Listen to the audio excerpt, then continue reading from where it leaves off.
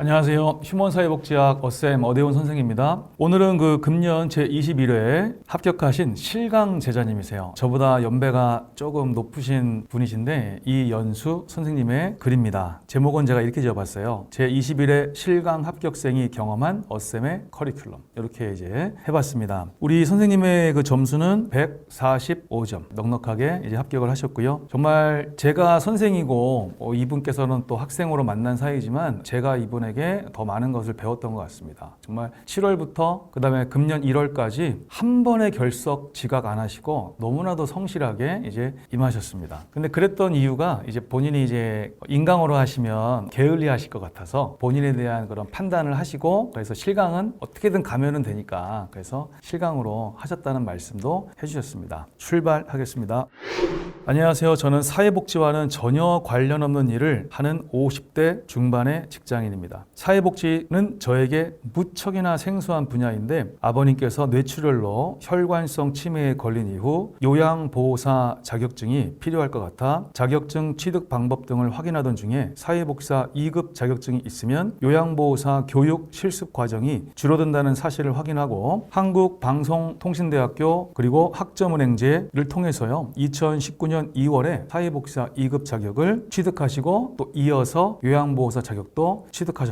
사회복지 학점 취득을 위해서 한국방송통신대학교 땡땡땡 교수님의 강의를 들으며 사회복지 제도에 대한 인식과 사고가 바뀌면서 사회복지사 1급 자격증 취득에 관심이 생겼고 언젠가 시간 될 때 사회복지사 1급 자격증을 따야겠다고 생각만 하고 있다가 2022년에 직장에서 차세대 시스템 변경으로 인한 업무 스트레스로 힘들어서 이직을 고려하면서 사회복지사 1급 자격증을 따야 할 것 같아 학원을 찾아보았습니다. 고용보험금 일부 지원이 되는 여성문화센터 강좌와 방문각 어대훈쌤 강좌 그리고 인강 그리고 실강 이걸 선택지를 놓고 고민을 하시다가 방문각 어대훈쌤의 실강으로 결정을 하고 작년 6월 11일 사회복지사 1급 시험 대비 설명회에 참석해서 50% 할인권 당첨이 되셨대요. 50%. 예전부터 공무원 시험에 관심이 있어서 방문각은 익히 알고 있었고 사회복지직 그리고 사회복지사 1급 검색하면 어대훈쌤의 명성은 유명하기 때문에 어대훈쌤의 실강으로 첫 수업부터 마지막 수업까지 결석하지 않으면 사회복지사 1급 자격증은 취득할 수 있을 것 같은 믿음으로 결정을 하셨답니다. 패키지 과정은 다빈출 코드, 그 다음 이론 강의, 그 다음에 단원별 핵심 문제 분석 특강, 그 다음에 핵심 요약 정리, 그리고 마지막에 실전 대비 최종 모의고사.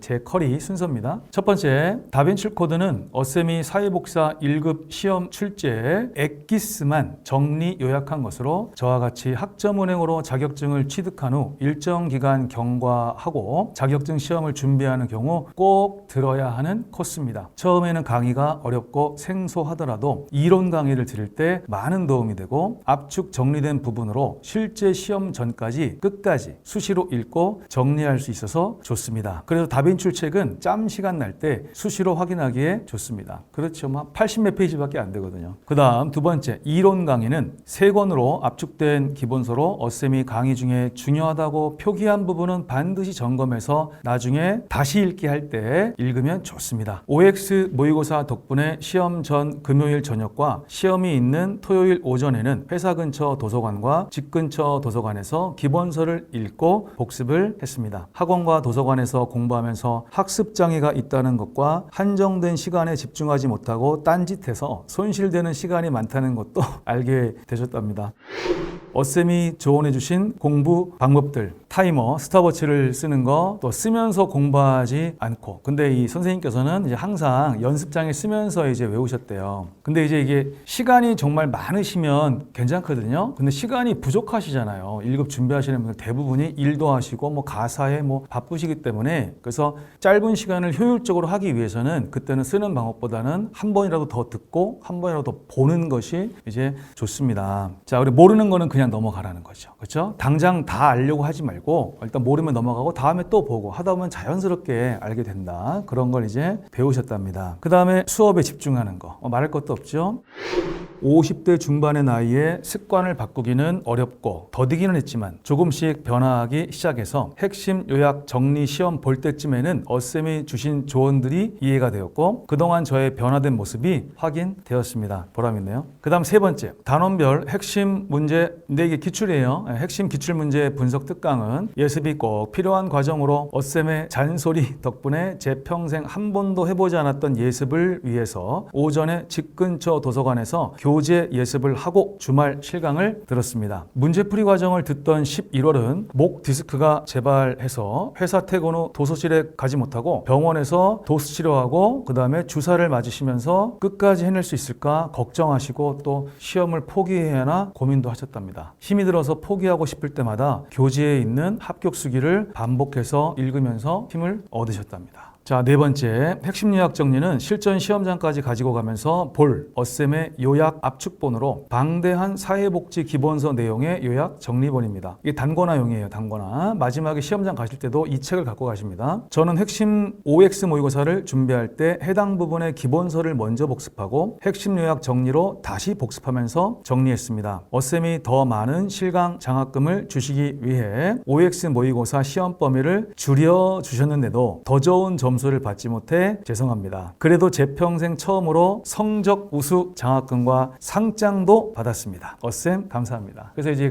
여기에 상장 받은 거랑 상금 봉투 있죠. 그것도 같이 올려주셨어요. 자, 그 다음 다섯 번째, 실전 대비 최종 모의고사는 실제 시험 시간과 동일한 조건으로 시험을 봅니다. 어쌤의 모의고사가 어렵다는 것을 알고 있었는데 채점 결과는 112점으로 정말 황당했습니다. 제 모의고사에서 112점이면 뭐 나쁘게 본 거 아닙니다. 100점 미만도 상당히 많으세요. 그리고 그 일주일 후에 반전, 완전 큰 기쁨을 누리시면 됩니다. 실제 시험은 일주일도 남지 않은 상태에서 또 멘붕이 와서 지푸라기라도 잡고 싶은 심정으로 어쌤이 조언해 주신 대로 핵심 요약 정리와 최종 모의고사 문제와 해설로 마지막 정리를 하셨답니다. 제가 5가지 안을 드리는데 그 중에 하나를 택하라고 제가 하거든요. 그 중에 이제 핵심 요약 정리하고 최종 모의고사 이 안을 선택해서 남은 기간을 준비하신 거죠. 자, 시험장에서 1교시 조사론을 망친 것 같아 울고 싶었는데 어쌤이 주신 시험장 프린트물 그거를 반복해서 읽으며 마음을 가다듬고 어쌤의 서울역 가는 길 이야기를 생각하면서 모르는 문제는 그냥 넘어가고 쉬운 문제가 기다리고 있다고 하니 쉽고 내가 정확하게 알고 있는 문제만 틀리지 말고 맞추자. 120점만 맞으면 합격하는 시험이다. 계속해서 마음속으로 컨트롤하면서 시험을 끝까지 치르셨대요. 합격 수기를 쓰면서 2022년 7월 2일부터 시작했던 노량진 주말반 교실과 어쌤, 조교님, 반장님, 같이 공부한 친구들이 하나씩 생각나면서 지금도 가슴이 뭉클합니다.